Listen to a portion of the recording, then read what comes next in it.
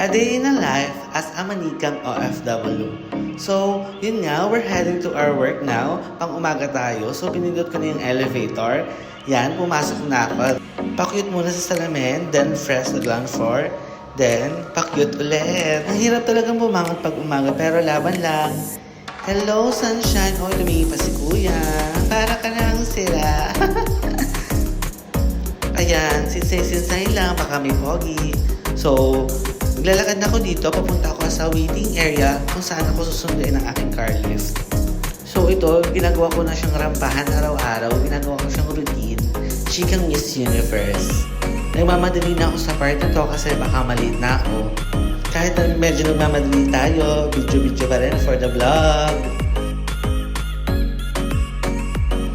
Habang naghihintay sa ating car lift, pag manika, check muna tayo, smile! Manikang may bigote, charis! The long wait is over, so andyan na yung car lift at nag-Garden Versosa na sa kainitan. Pagbuksan ng Disney Princess, charis! At nakasakay na nga tayo, so andito tayo sa may window seat. Ayan, emote-emote lang tayo ng very light. So dito nakapagpalit na kami ng car lift, so hindi ko siya na-videohan. Yan, pupunta na kami sa work ko, sa may University City. Ayan, umikot pa nga dito yung aming car lift.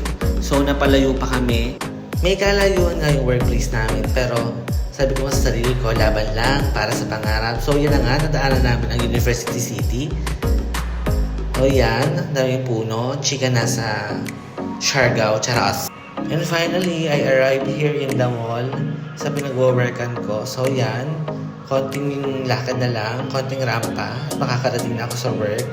So, kahit gaano kahirap ang ating mga trabaho, lagi natin itong mahalin kasi isipin natin na hindi lahat may trabaho. So, maraming salamat. Salamat sa panonood.